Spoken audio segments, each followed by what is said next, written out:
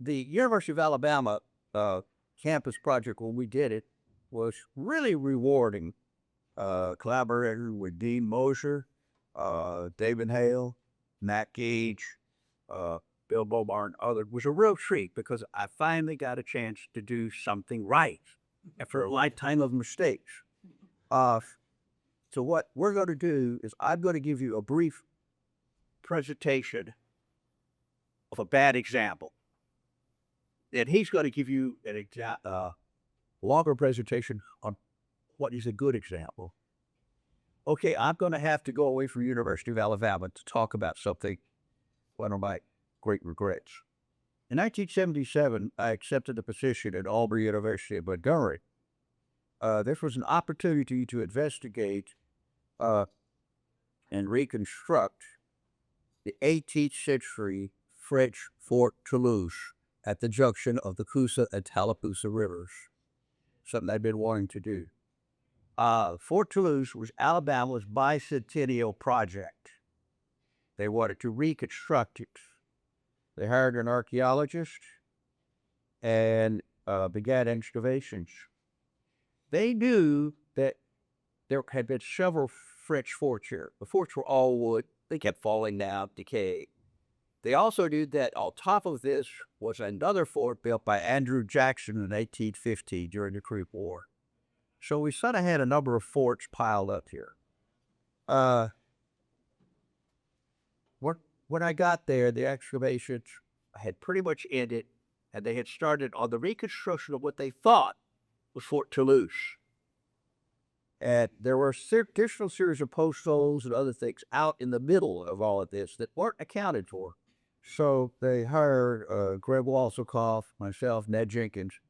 Let's clean this all up. So we went out, and over the whole, these post holes just weren't scattered. They were in lines. Uh-oh. That means structure when they're in lines like that. And the location is pivotal. I want to. Right here where the two rivers come together. We know exactly where the general fort location was. Now, we discovered a line of posts that resembled the earlier fort that had been found and that was being used to reconstruct Fort Toulouse. Well, we found this. Well, wait a minute. What fort is that? And we know that this is the type of fort designed by Sebastian Bovon. He was a French marshal, and he is the father of colonial military architecture. This pattern was used up until World War I. It's a self-defending, excellent design for a fort. Well, we found just lines of post holes. Uh-oh. There he is, and here's one of his forts. You see them all over Europe. You see them all over North America and everything else. They're very classically designed. This is based, but anyway. All right, so the Alabama Historical Commission decided to go ahead and look at the first fort that had been found there and reconstruct it. And this is the reconstruction of it. You can see that today. There it is.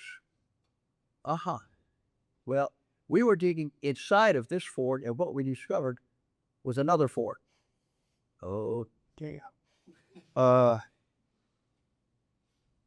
Jim Parker, Greg Walsikoff, and I spent days investigating this, and we finally decided that the little fort inside of this was the true Fort Toulouse, because it had French artifacts. This fort here had only American artifacts. Association, think about it. Thus, the Battle of the Forts began. And each one of the forts had their supporters. I had to go before the Alabama Historical Commission and an angry committee of the Alabama legislature and tell them that they had just spent over $100,000 to build the wrong damn fort. They said, we'll call it Fort Toulouse. No, I can't do that. As an archaeologist, I have to do what's right. So we finally got them to stop this and look at the other fort. Meanwhile, Jim Parker, who was superintendent here, went to Washington, looked through the records of General Jackson, and he found a little map by Ensign Levin Bryanthorpe, who had been there. And it's just a little piece of paper like this, with the outline in it says Fort Jackson.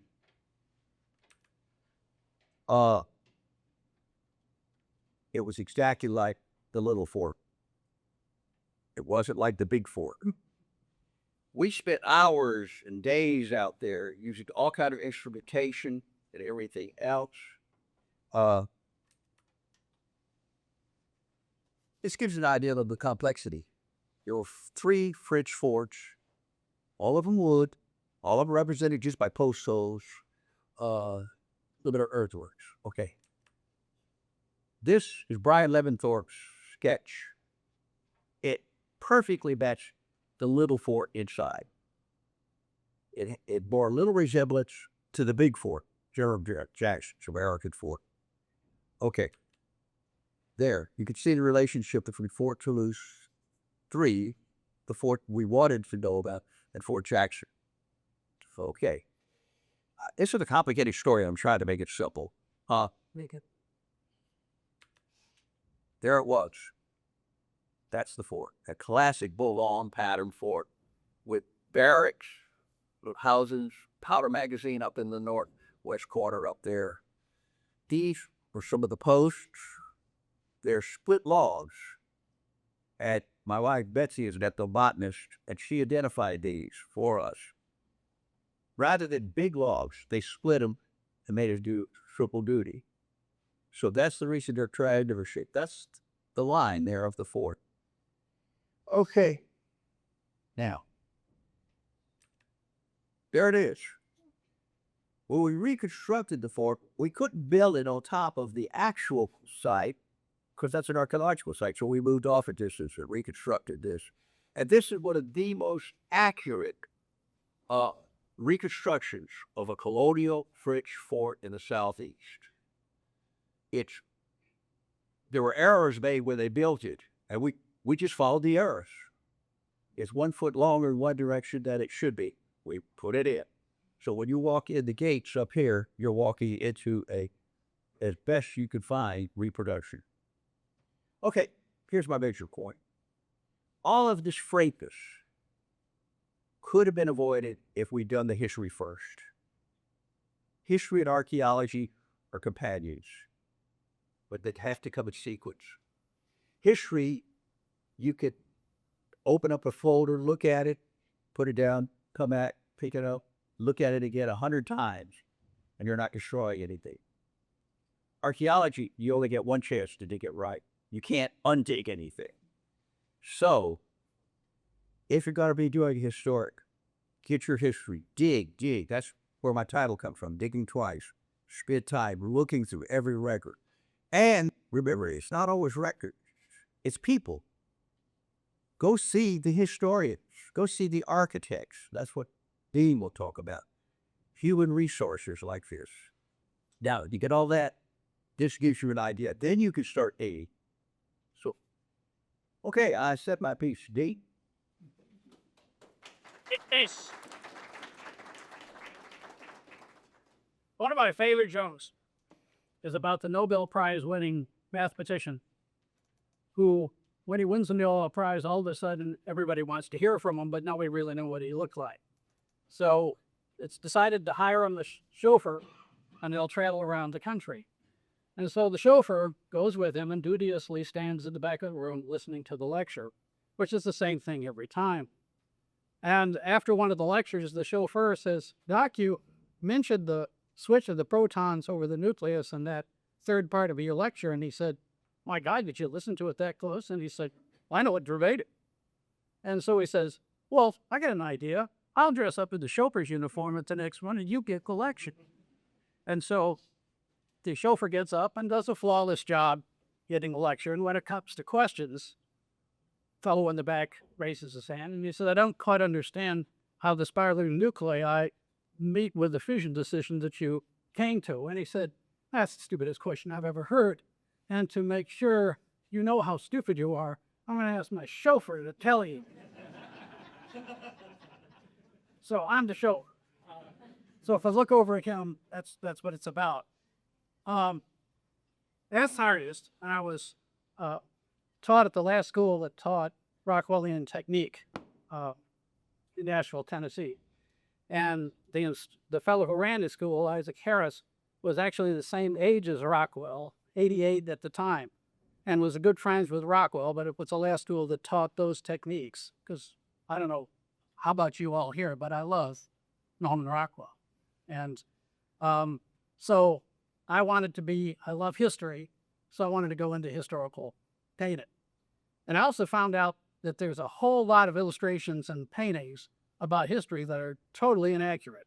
So if you only study the visual record, you're out to lunch. You need to go back and do your homework. Now, in the case of the University of Alabama, but I want to get into some fun stuff for a few minutes.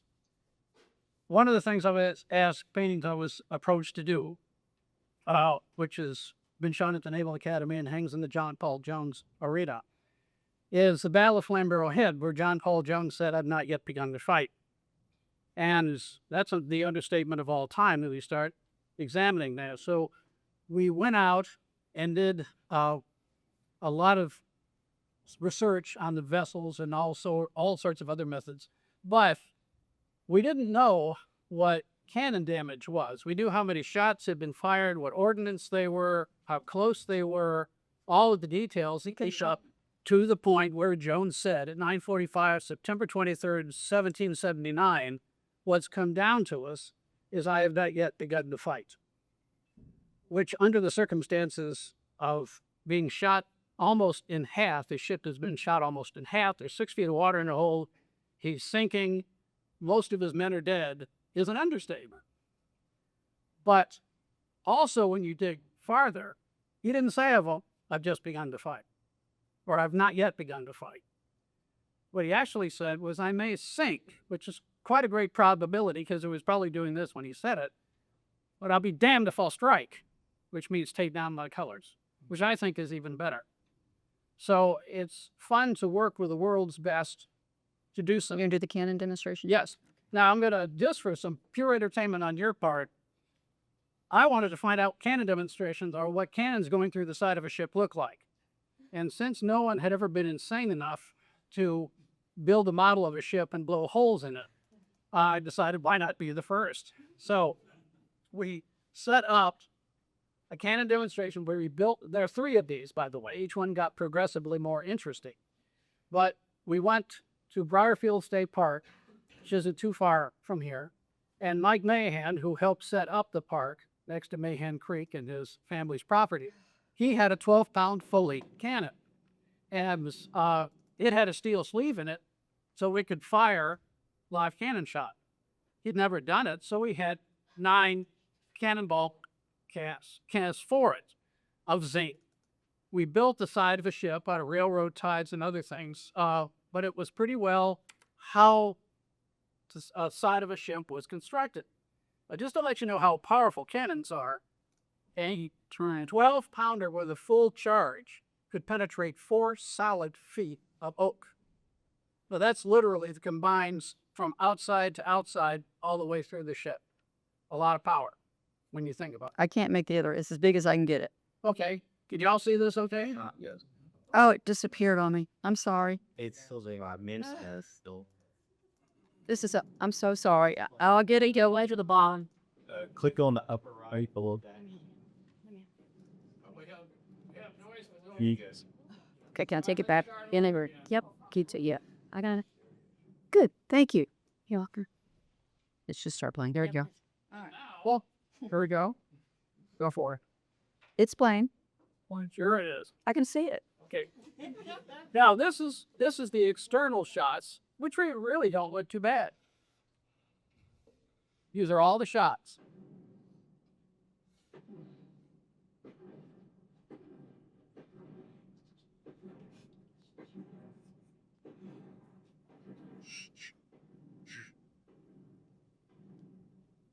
That's 12. Right. Now the side view, which is a little different.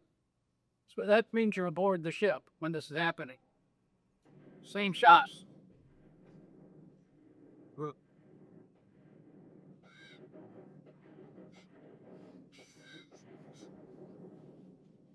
Other than that, Mrs. Lincoln, how did you like the parade? So now this is just Fort Indian Town Gap. Can you pause it for just a second? I don't know. I'll try. They had borrowed my bike video, and they wanted to test the new steel sleeve guns that they got for the Niagara, which is flagship of the state of Pennsylvania. And they wanted to set up a model, and their model is still in their museum. It is such a beautiful replication of the exact, if you took a chainsaw and cut it out of that break, that's what it would be, as to how much destruction there was. Now, you've all heard what a redneck's last words are, haven't you? Hold my beer and watch this. So, but the main thing on a cannon fire is to be off to the side or behind it, at the way behind it when they shoot it. What you just saw here was the amount of smoke that's generated by about a 24-pounder. So let's keep going. Again, from the front. Now, this is from the side.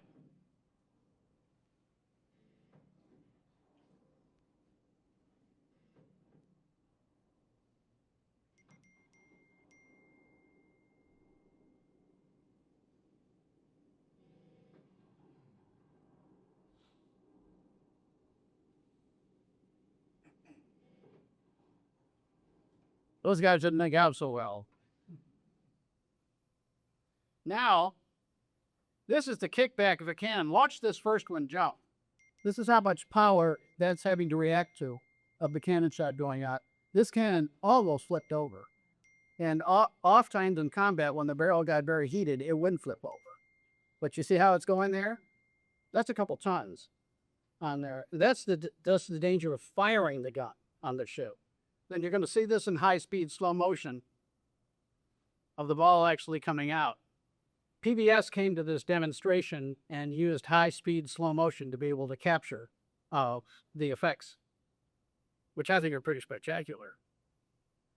Now, here's another view of, this is what naval combat was like. That man just lost both his legs.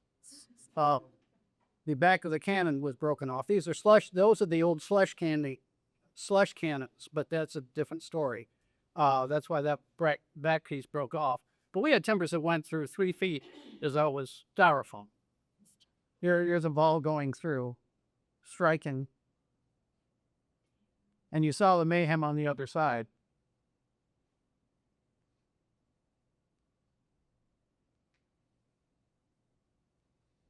This was at Fort Indian Town Gap. Oh, this is our third demonstration.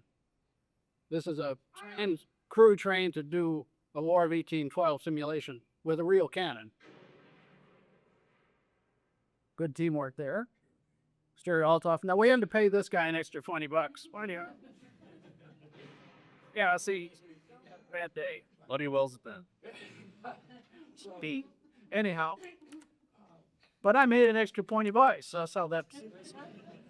Okay, so that's the demonstration. Now, the fun part about this is, as word got around when they were filming Master and Commander with Russell Crowe, I got a call from the master of the Mary Rose, which was the Rose, which was an English frigate they were using, actually used 3 different versions of it in the movie.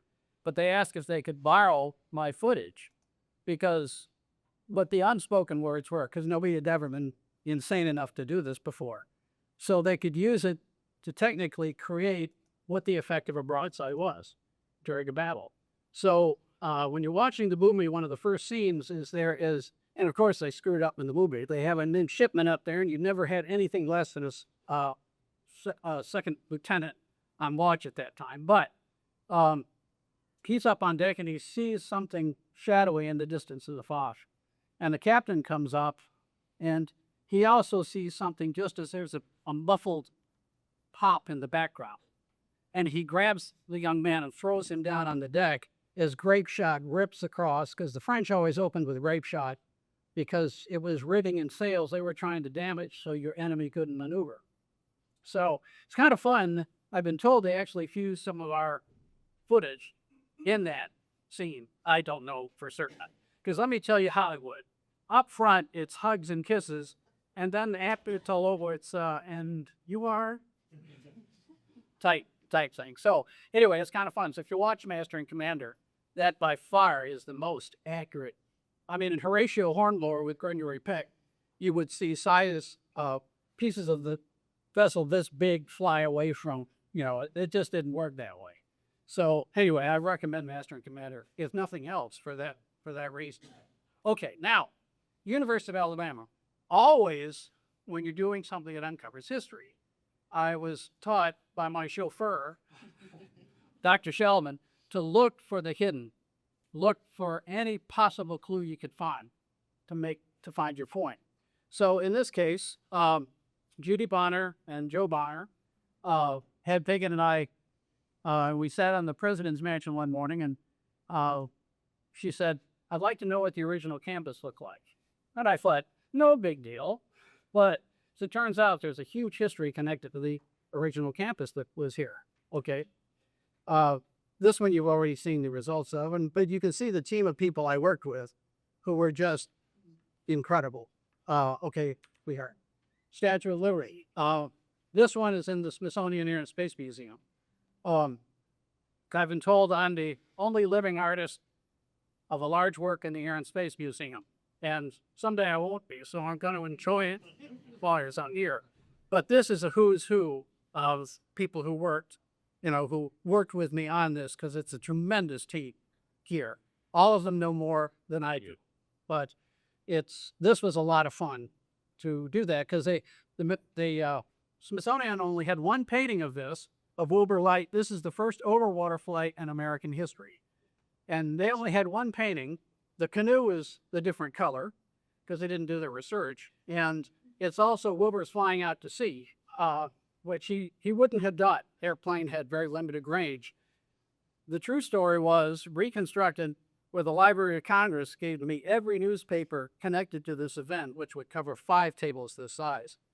And I was able to reconstruct from the articles exactly where the position was from the different angles the reporters were stationed. So with understanding wind and weather and all the rest of that, also the patina, the Statue of Liberty. I didn't know what the patina was because it was all black and white photography. So I called Barry Moreno, who worked for the Statue of Liberty, and he researched for me and found one article of a woman journalist, I think it was for Liberty Magazine, who said at that time these Statue of Liberty had a light green patina on it.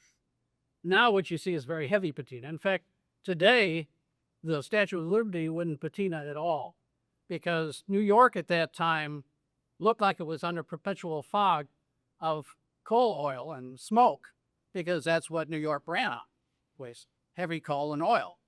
And so every time it rained, she got a lovely little dose of acid on her. Not the 1960s acid, but real acid. And so by this time, she had a nice, my daughter says I painted the largest mint green ice cream sculpture in history. But that's what her patina looks like when Wilbur Wright made his flight. And that was precisely what the canoe was. And the reason I know the canoe is red is when Wilbur Wright first came to New York, Orville had denied him flying the English Channel just a few months earlier. And he said, our engines aren't adequate enough. If you set that plane down in the North Sea or the English Channel, it would fold up around you when you die. He said, I did not want you to fly. So he didn't.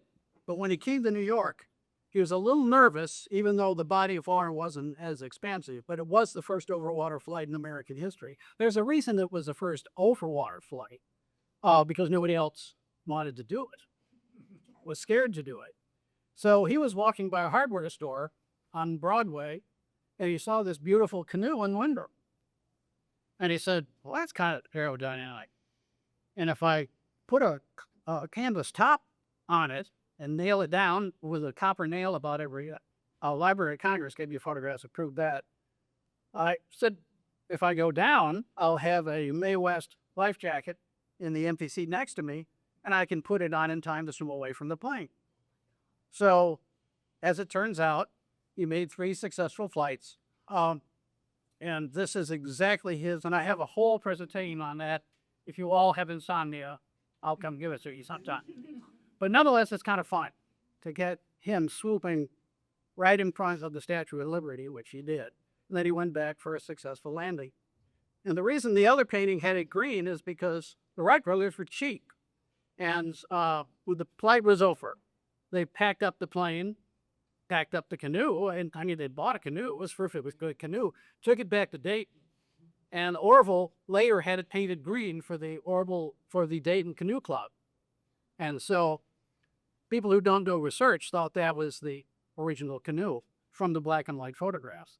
But I was able to climb up and examine the canoe, and also got a catalog from the canoe company, the Russian Canoe Company, to find out that was one of the Maywoods. Okay, back to the University of Alabama. Please. Okay, here we go. Forming the team. You can see who's at the very top of this list. Never can find the button on this. I think you twist it. There we go. Is Dr. Craig Sheldon. I owe my career to Dr. Sheldon. And I say that with all sincerity. Because he's the one that said dig. And he knows how to dig. Look out there. And so he was right there with everyone and gave so much time. And thank you. Dr. Paul Capps, he wrote the book on William Nichols, who was the architect of the original campus. Model maker, you'll see Mary Beth, Dave Hale, he was the GIS man that we'll see later on. Stephen McNair, authority in classical architecture, one of the best in the business. And Gary Cole, structural engineer. He helped restore the dome in Monticello, Florida, and the Opera House, which is similar to ours. So he knows his history, his architecture, okay?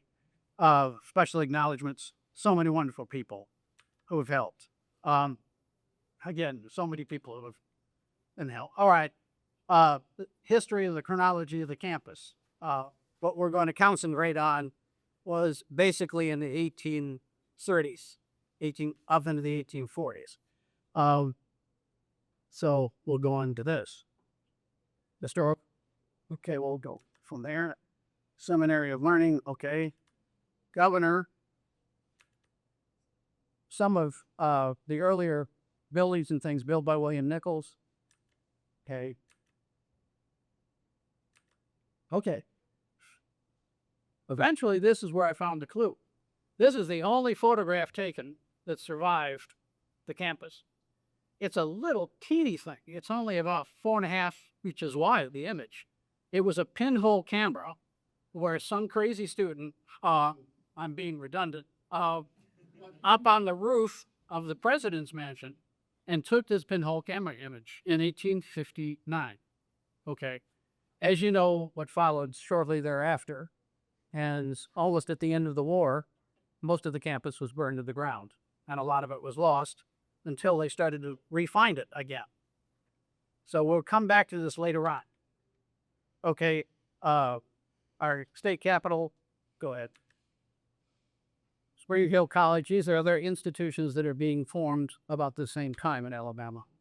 You know where the Franklin Mound is and the Jason Shrine, okay? Go ahead.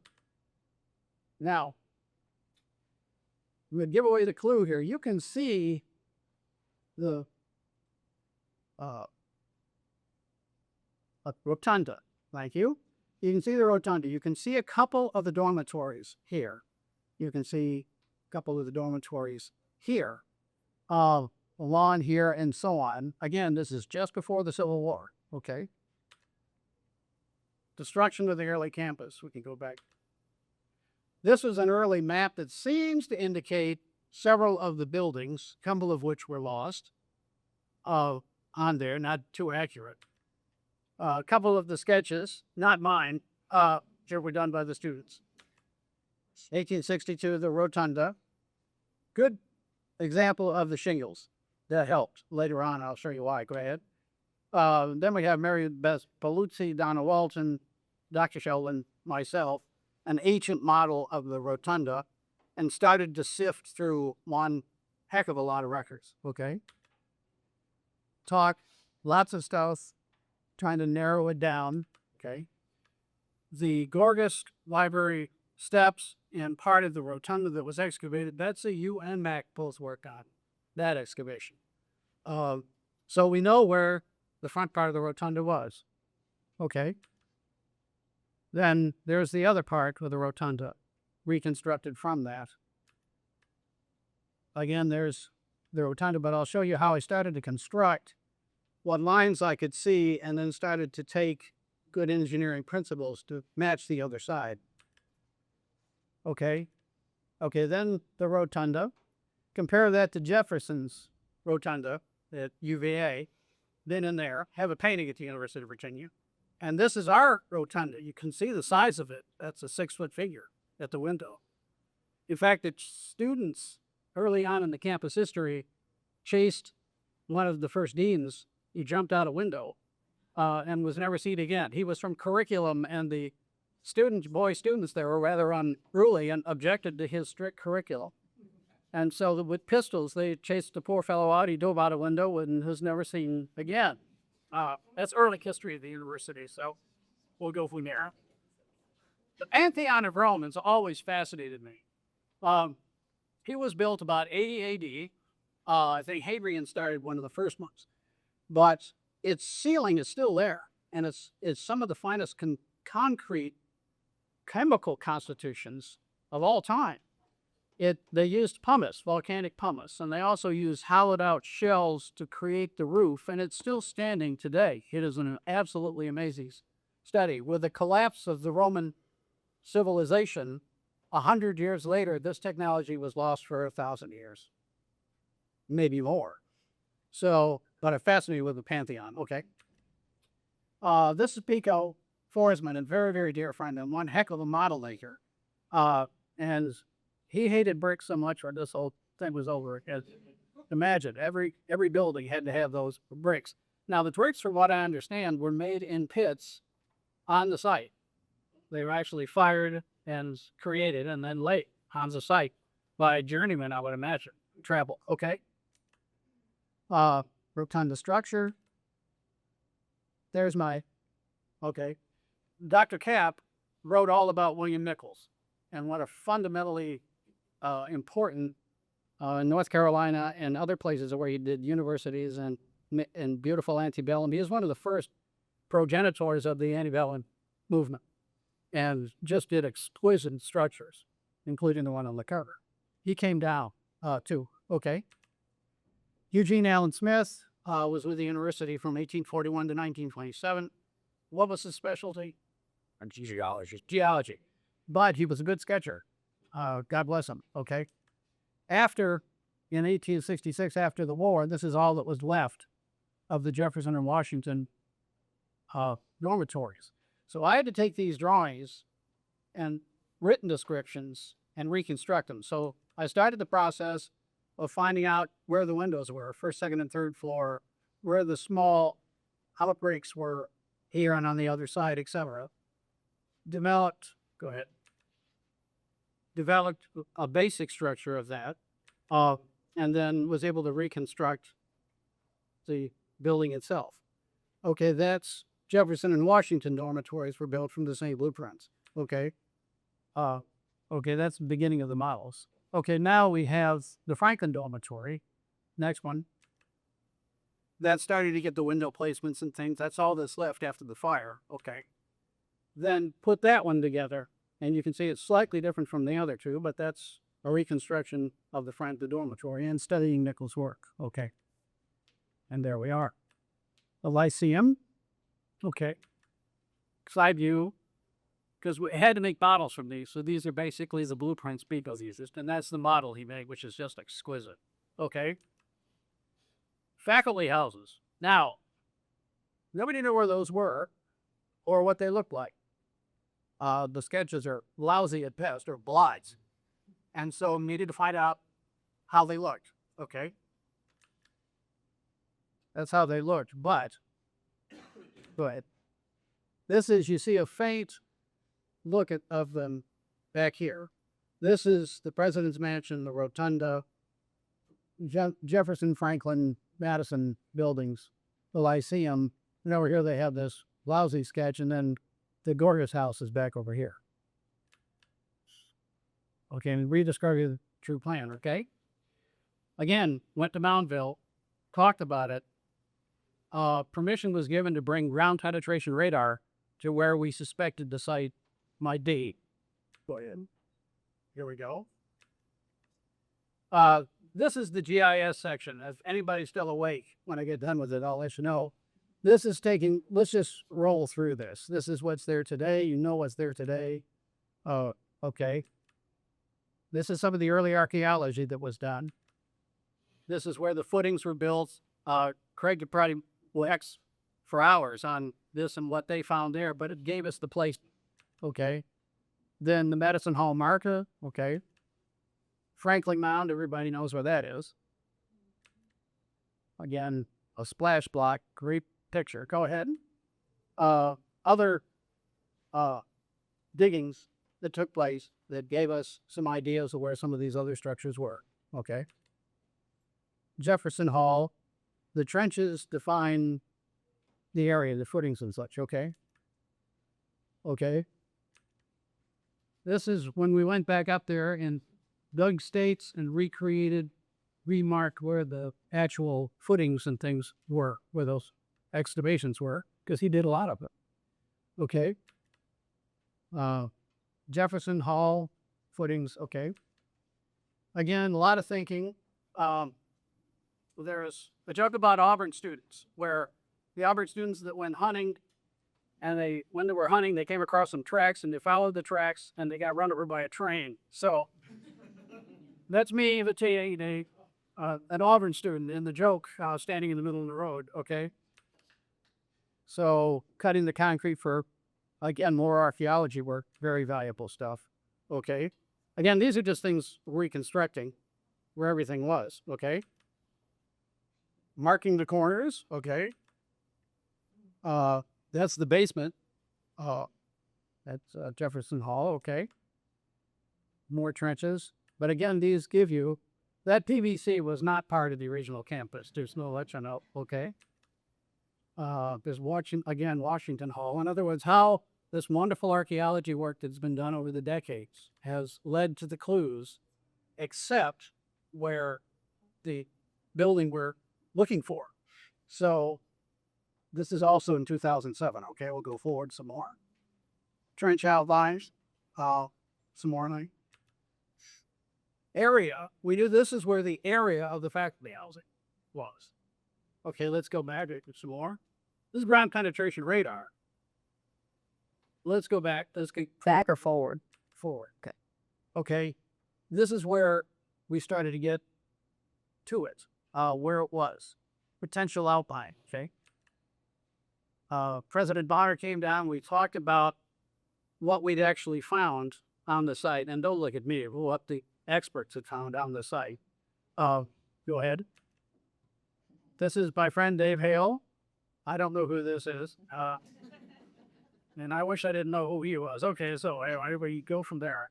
The solution. Now we're going to get into GIS, which is incredibly important to understand, which is global information System is right. system, right? Geographic. Okay, go ahead. You know, how about that? It's like a bad puzzle you could never put together. Okay. Again, starting to get all the points. You're starting. This is the university. There's the president's mansion, Gorgas, etc. Go ahead. All right, that's where Gorgas Library was, or the rotunda. Then you've got Jefferson, Madison. Then over there is the Gorgas, known quantities. Okay. Straight line back there, the Lyceum's in the background. Okay. Here's a Lyceum. Here we are. Max stabbing something in the ground. I think it was aiming for my hand, but I'm not sure.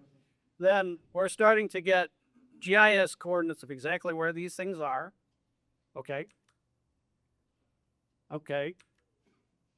This is the parking lot. Parking. Okay. These are the ground penetration radar records from where we suspected that building was. Okay. there we are. Those are the two laid out at the building. At the corners on one. Up, okay. There we have an outline based on the ground penetration radar. See them? So, okay. So now we have it. For the first time in over a century, we know where that building was, how large it was, and what it looked like now. Okay. Now the way I stare a lot at a lot of information because I know there's got to be something there. And something I was told a long time ago that's stuck with me was there are no straight lines in nature. And right there are two straight lines. One's horizontal and the other's at an angle. That ain't natural. Turns out, go ahead, that is exactly where that building was. Okay? And found by one photograph. Okay? Now we know where that stands in relation to all the other objects, buildings. That is the original campus. Okay? Anybody know what that symbol is? Hi. Okay, that's sort of deliberate by William Nichols. Okay? Again, okay. Now, this is where the fun came now. Pico built all of these models to absolute scale. We went into a gymnasium and set out tables so everything would be on the same plane with the models.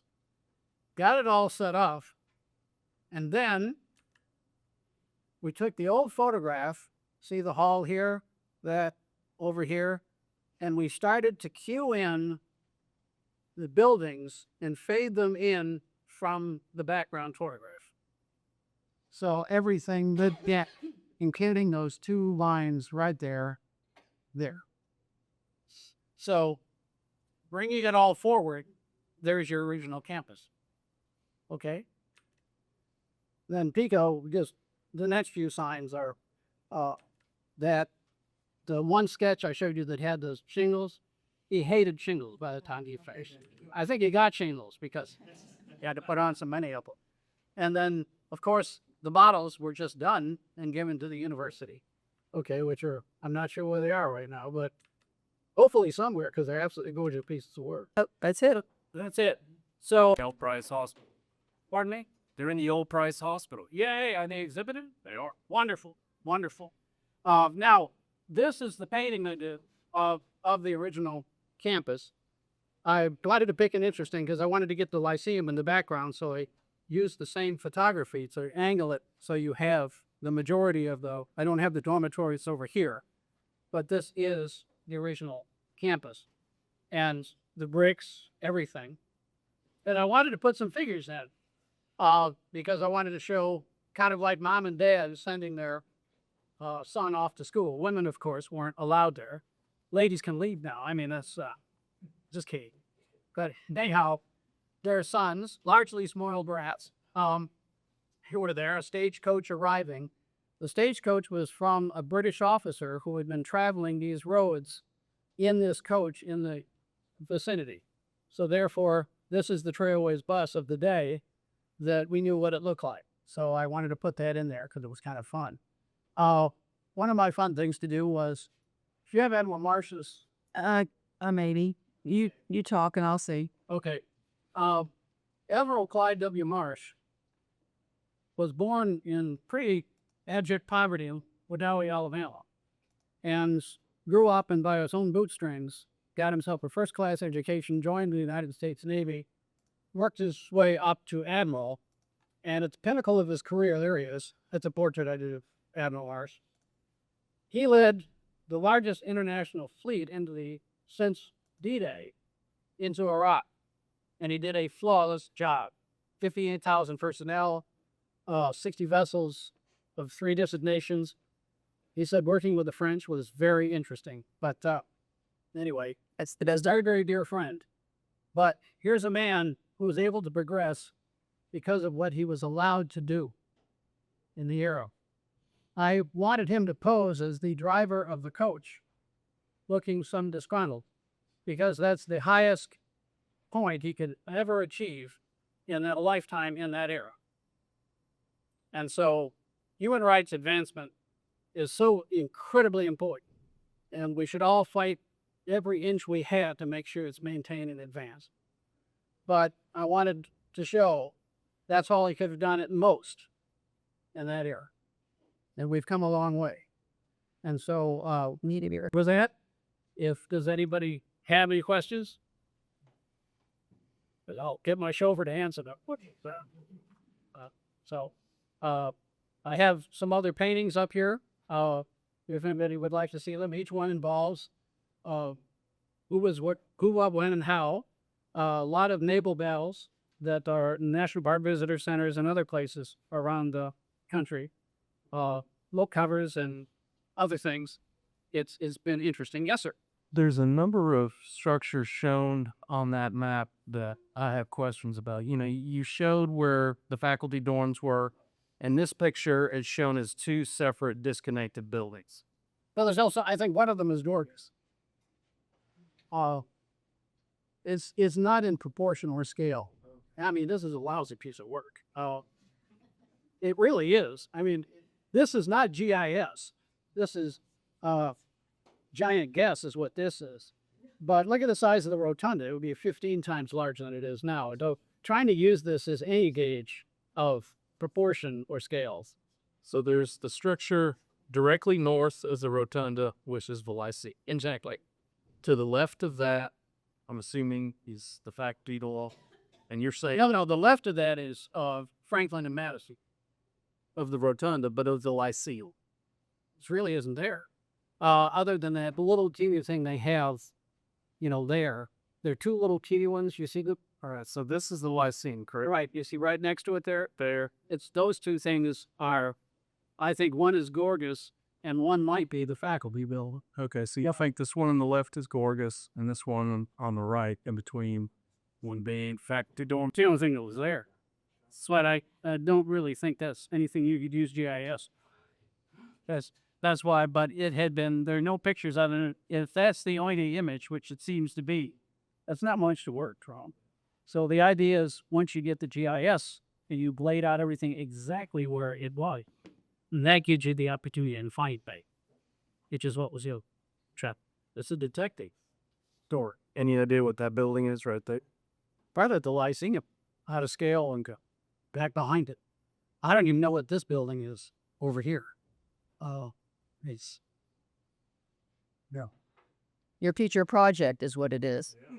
yeah. Well, Have you got any idea what it is? There were some faculty houses that after the war, the faculty houses become classrooms. when Wilson's Raiders, which was a huge, I think the largest cavalry forces in America in the Civil War, was going across the South. At that point, the university had been turned into a cadet, and the fellow that ran it had his young cadets, which were outnumbered about 50 to 1, go down there and take pot shots of the Yankees coming across one of the bridges, which didn't make the Yankees any with much pity in their hearts once they got to the old side, and they burned the campus down. And I can't really blame them. If somebody shot at me coming across a bridge, I think I'd have umbrage, at the very least about it. But it just amazes me the stupidity of that event, of sending these young men totally hopelessly outnumbered to try to show some sort of irritation against the Yankees when they had 20 or 30,000 men on horseback and lots of other things. Upon that's where the campus went at the time.